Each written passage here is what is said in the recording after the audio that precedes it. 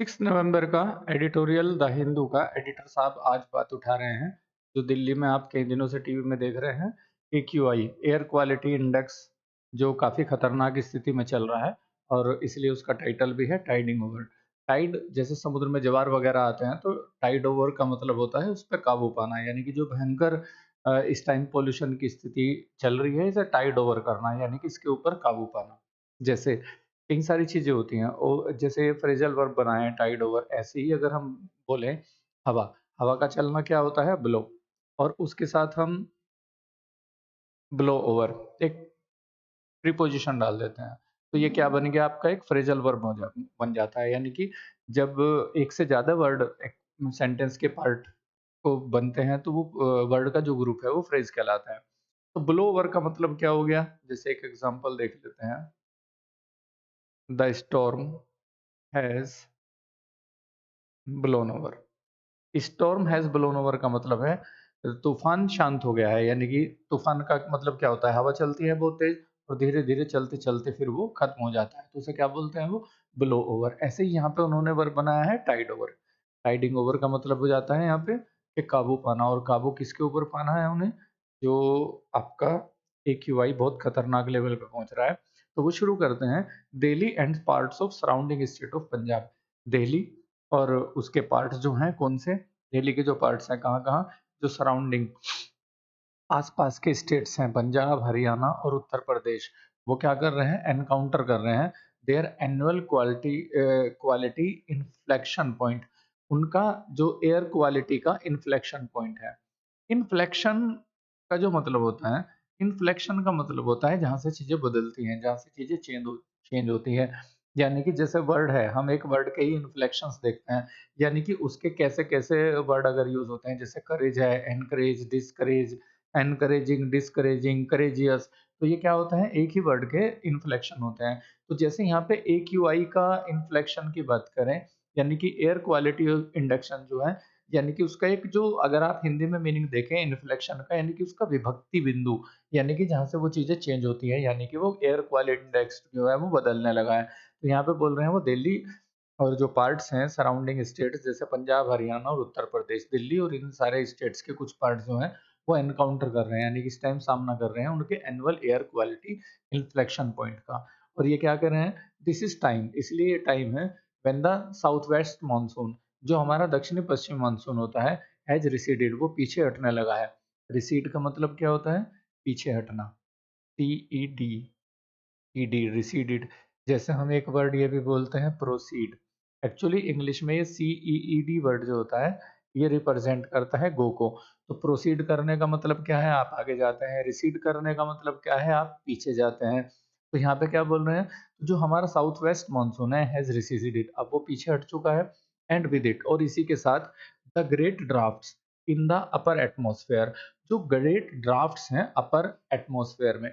Draft के कई meaning होते हैं। ड्राफ्ट का मतलब जैसे किसी चीज़ की एक आउटलाइन बनाते हैं, जैसे लेटर की ड्राफ्टिंग कर लेते हैं, यानी कि आप एक आउटलाइन रूपरेखा बना लेते हैं और फिर से फाइनल पॉइंट देते हैं, वो भी होता है। और हवा का झोंका को भी हम ड्राफ्ट बोलते हैं। तो यहाँ पे हवा से ये मतलब है कि जो बड़े-बड़े ड्राफ्ट्स हैं, जो हवा का झोंका है इन अपर एटमॉस्फेयर, जो ऊपर वाले एटमॉस्फेयर में है, दैट नॉर्मली फ्लश आउट, जो क्या कर देता है? फ्लश आउट कर देता है किसको? पॉल्यूटेंट्स को। यानी कि वो हवा के झोंके क्या करते हैं? जो हमारे एटमॉस्फेयर में पॉल्यूटेंट्स होते हैं। अब ये पॉल्यूटेंट्स का मतलब क्या होता है? पॉल्यूटेंट्स का मतलब वो पदार्थ जो वातावरण में प्रदूषण पहुँचाते हैं। अभी जैसे हमने इन्फ्लेक्शन की बात की थी, अब आपको इस पोल्यूटेंट जो वर्ड लिखा है इसी के इन्फ्लेक्शंस दिखाते हैं। जैसे एक वर्ड है पोल्यूट, पोल्यूट वर्ब बनेगा जिसका मतलब है किसी चीज़ को क्या करना? प्रदूषित करना। अब जब हवा प्रदूषित है, तो हवा के अंदर कुछ कण होंगे ना जो प्रदूषण को कैरी करते हैं, तो उन छोटे-छोटे कणों को, जो वो पोल्यूशन को कैरी करते हैं अपने साथ, उनको क्या बोला जाता है? वो पोल्यूटेंट्स कहलाते हैं। तो इसलिए वो जो ग्रेट गस्ट हैं अपर एटमॉस्फेयर में, वो क्या करते हैं? फ्लश आउट कर देते हैं इन पोल्यूटेंट्स को, यानी कि हवा से साफ कर देते हैं। और वो क्या करते हैं? फ्लश आउट पोल्यूटेंट्स, पोल्यूटेंट्स को फ्लश आउट कर देते हैं। कहाँ से?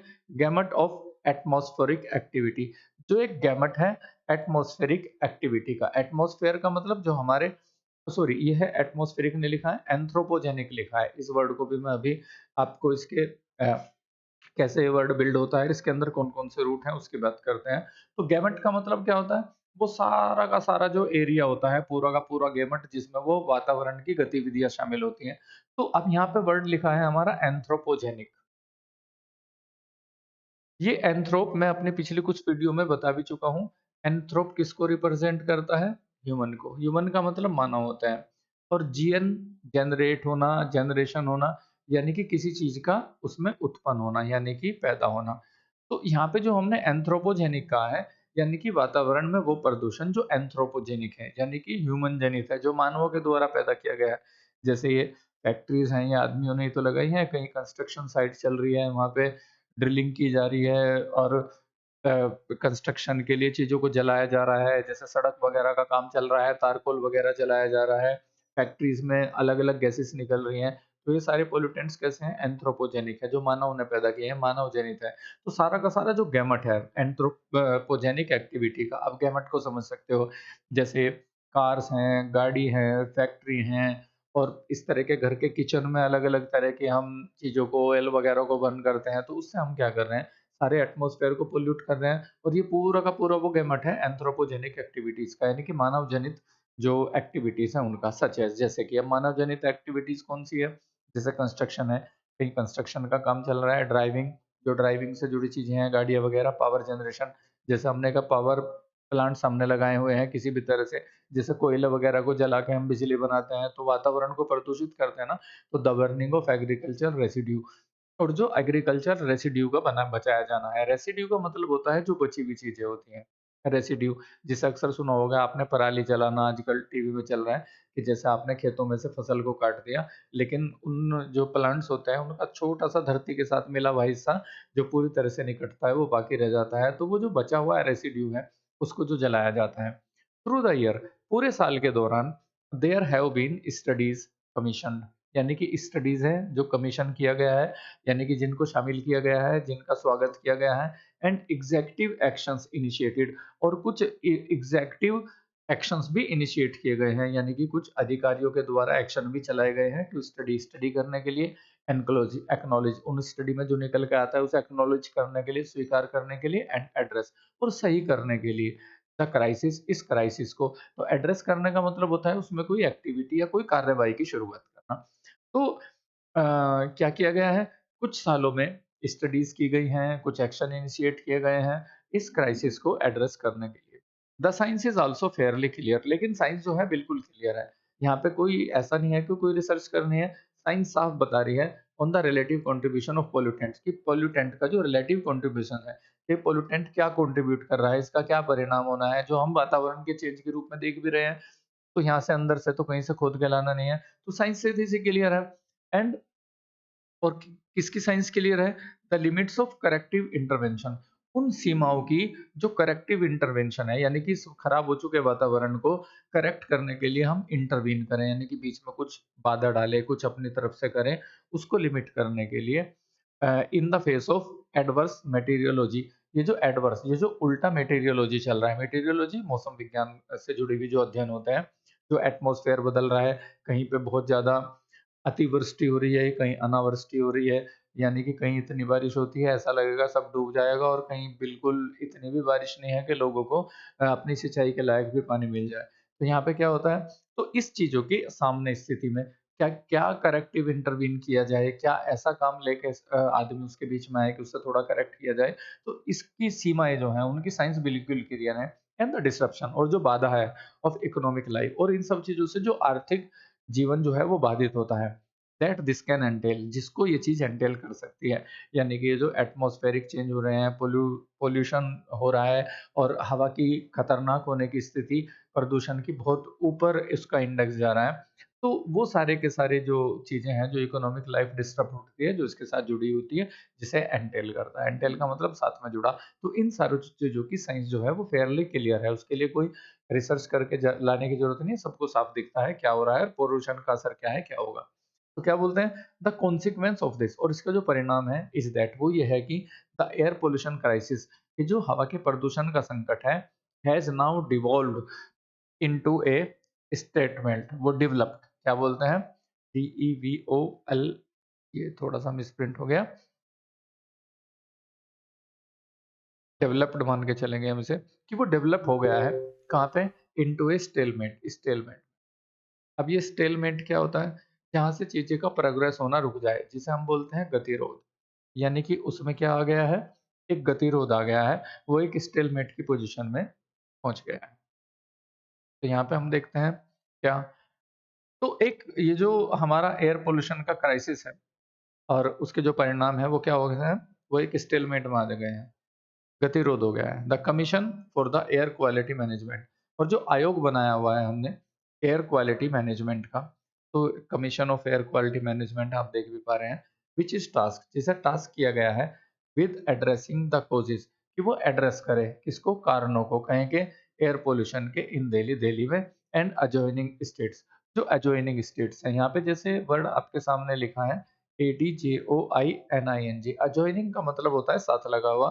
मैं इसे एडजॉइनिंग क्यों बोल रहा हूँ कि आप इस चीज़ का एक नोटिस लेंगे कि अगर कोई भी वर्ड उसके अंदर एडीजे, ये 3 लेटर्स का कॉम्बिनेशन आपको मिलता है, तो डी वहाँ पे साइलेंट हो जाता है। तो इसे क्या बोलते हैं हम? एडजॉइनिंग। अगर हम ADJECENT की बात करें, तो द वर्ड इज़ एडजेसेंट। तो जहाँ भी एडीजे आता है, उसमें आपको क्या करना होता है? डी को साइलेंट करना होता है। एडजेसेंट, एडजॉइनिंग, और एडजॉइनिंग का मतलब होता है साथ लगा हुआ। तो जो साथ लगे हुए स्टेट्स हैं, उसमें क्या करे ये आयोग? थोड़ा-सा एड्रेस करे जो एयर पॉल्यूशन के जो कॉजेज़ हैं, कि जिस वजह से एयर पॉल्यूशन होता है, उनको उनके लिए कुछ कार्रवाई शुरू करे। तो यहाँ पे क्या होता है? इज़ नाउ, तो ये जो CAMQ है, जो मैनेजमेंट है, is now a body packed with expertise. ये विशेषज्ञ लोगों से भरी हुई बॉडी बन चुकी है। बहुत सारे विशेषज्ञ लोग इसमें हैं, बट हुज़ पावर, लेकिन जिनकी पावर जो है आर लिमिटेड, वो बहुत ही सीमित है। टू इवोकिंग, कहें के लिए आह्वान करें कि वो अपनी तरफ से कोई योजना दें, रिकमेंडेशन और सिफारिश करें किसकी? ग्रेड्स। ग्रेड्स का मतलब किस स्तर पे? द मेजर्स, वो उपाय किए जाएँ, ये depending on the degree of deterioration in the air quality, कि वो किसके ऊपर निर्भर होता है? वो डिग्री ऑफ डिटेरियोरेशन में होता है। डिटेरियोरेट का मतलब होता है किसी चीज़ का खराब होना, सड़ना, धीरे-धीरे उस चीज़ का सड़ना या खराब होने की स्थिति में पहुँचना। तो ये जो बॉडी है हमारी, जो एयर क्वालिटी मैनेजमेंट जो बनाया है इन्होंने, के लिए कमीशन जो बनाया है, ये एक्सपर्ट लोगों से तो भरी हुई टीम है, लेकिन बेचारे ये क्या है, ये लिमिटेड होके रह गए हैं कहाँ पर? बस कुछ सिफ़ारिशें देने तक, कि भाई क्या मेजर लिए जाएँ इस डिटेरियोरेटिंग एयर क्वालिटी को लेके। तो बस वो कुछ सिफ़ारिश कर देता है, कुछ तरीके बता देता है, इसके अलावा उसके हाथ में कुछ नहीं है, तो उसका रोल सीमित हो गया है।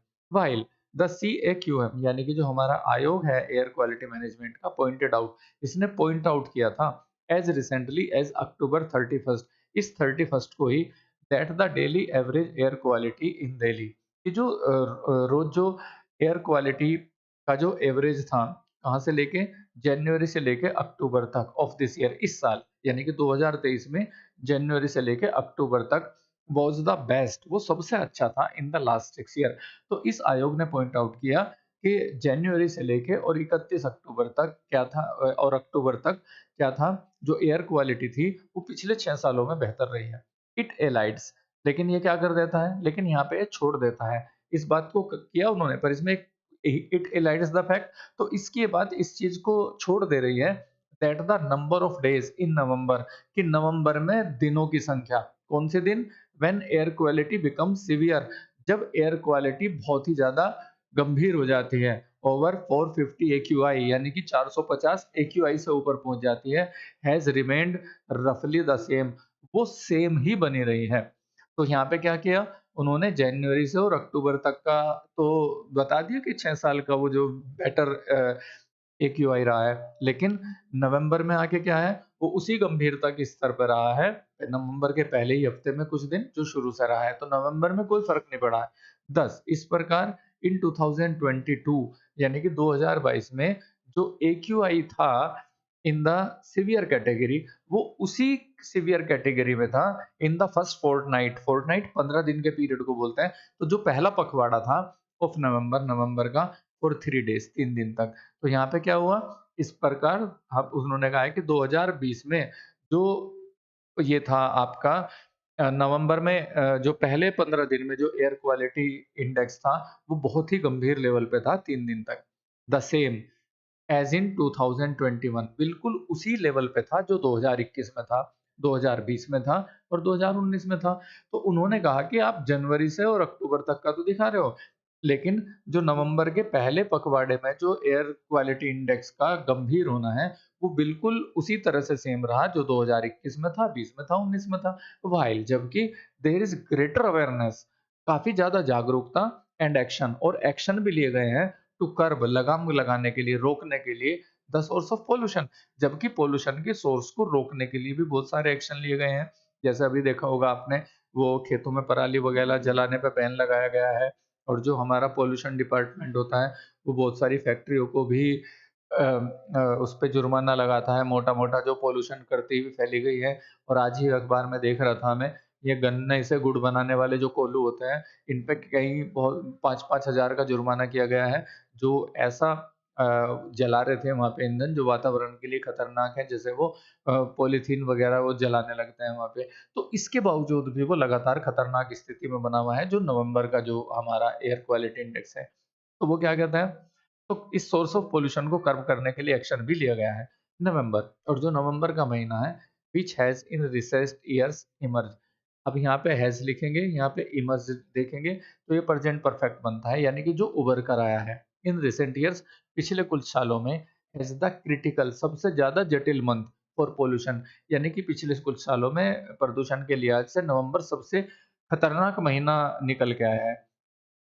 रिमेन्स टू बी टेम्ड, यानी कि ये अभी भी बना हुआ है, टू बी होने के लिए। टेम का मतलब होता है किसी चीज़ को थामना, कंट्रोल करना, यानी कि ये कंट्रोल करने के लिए अभी भी हमारे सामने है, यानी कि इसे अभी कंट्रोल नहीं किया जा सकता है, किया जा सका है नवंबर वाले जो एक्यूआई होता है, एयर क्वालिटी इंडेक्स होता है।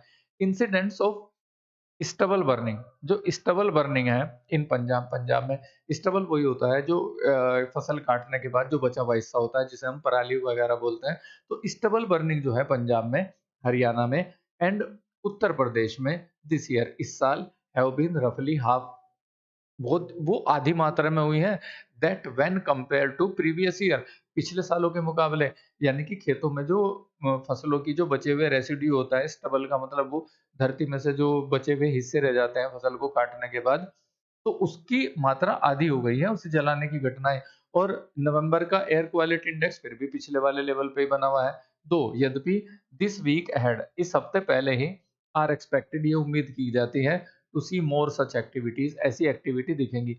यानी कि नवंबर में एयर क्वालिटी इंडेक्स अभी भी बहुत भयंकर लेवल में पहुँच गया है, और जबकि अभी तो वो खेतों में पराली वगैरह जलाने की घटनाएँ जो हैं बहुत ज़्यादा मात्रा में देखी जाएँगी अभी। While the measures earlier have seen an institutional response, कि जो मेजर, जो उपाय किए गए हैं इस प्रदूषण को रोकने के अर्लियर, शुरुआत में, हैव सीन, उन्होंने देखा है एक इंस्टीट्यूशनलाइज्ड रिस्पॉन्स देखा है। अब ये इंस्टीट्यूशनलाइज क्या होता है? इंस्टीट्यूशन का मतलब होता है संस्था। जैसे समाज एक संस्था है, हमारी चिकित्सीय संस्थाएं होती हैं, हमारी शिक्षा संस्थाएं होती हैं, यानी कि एक स्थायी और सम्मानपूर्ण,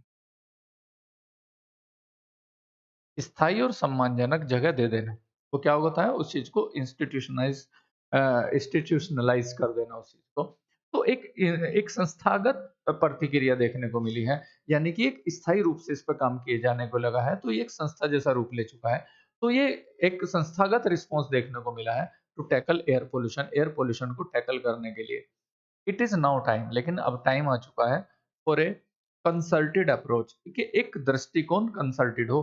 कंसल्टेड का मतलब होता है जिसमें सारी चीजें एक सही तालमेल में जुड़ी हुई होती हैं।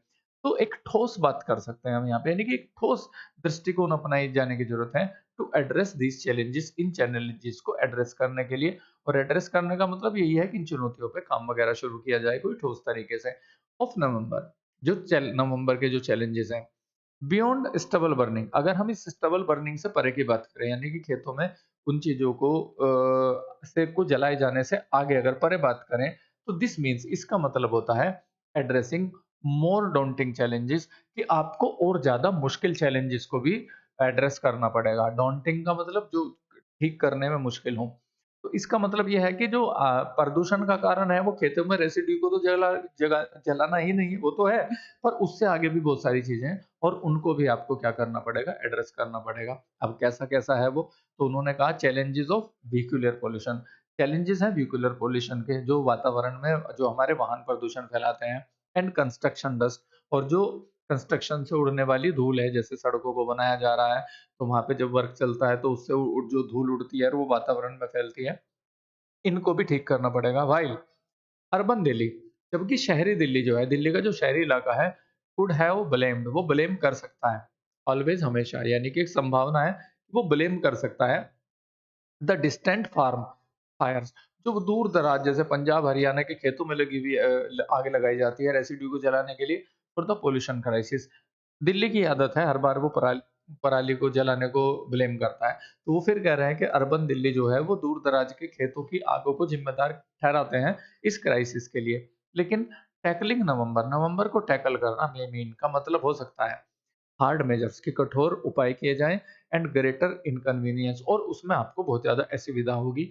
बॉडीज़ सच एज़, और ऐसी बॉडीज़ हमारी जैसे कि CAQM है, ये जो आयोग है एयर क्वालिटी मैनेजमेंट का, हैव टू असर्ट, इसे असर्ट करना पड़ेगा, यानी कि जोर देना पड़ेगा, प्रभावशाली तरीके से करना पड़ेगा देयर इंडिपेंडेंट क्रेडेंशियल्स, अपनी विश्वसनीयता को, जो इंडिपेंडेंट है, यानी कि जो उसे अलग से एक विश्वसनीयता दी गई है कि वो एयर क्वालिटी को मैनेज करने के लिए ठोस उपाय करेंगे। तो उसे अपनी क्रेडिबिलिटी को पे जोर देना चाहिए एंड एन्श्योर ग्रेटर कोऑर्डिनेशन, और एक सहयोग को उसे एन्श्योर करना चाहिए, तालमेल बनाना चाहिए, एंड कॉम्प्लायंस, और एक अनुपालन, यानी कि जो एक स्थिति या रूल्स रेगुलेशन ये चीज़ें बनाई जाएँ तो उनका स्ट्रिक्टली कॉम्प्लायंस हो, यानी कि उनका अनुपालन किया जाए विद इन दिल्ली, दिल्ली के अंदर and the surrounding state to address the challenge, और इस चैलेंज को एड्रेस करने के लिए जो सराउंडिंग स्टेट्स हैं उनके अंदर भी उसे कोऑर्डिनेशन के साथ काम करना चाहिए। तो ये कुछ बातें थी। गंभीर इश्यू रहता है दिल्ली में और उसके आसपास को लेके पॉल्यूशन का। तो यहाँ पे उन्होंने थोड़ा-सा ज़िम्मेदारी को के मामले में जगाने की कोशिश की है हमारा CAMI जो है, और फिर देखते हैं कल क्या लेके आते हैं एडिटर साहब। तब तक के लिए कीजिए एन्जॉय आप।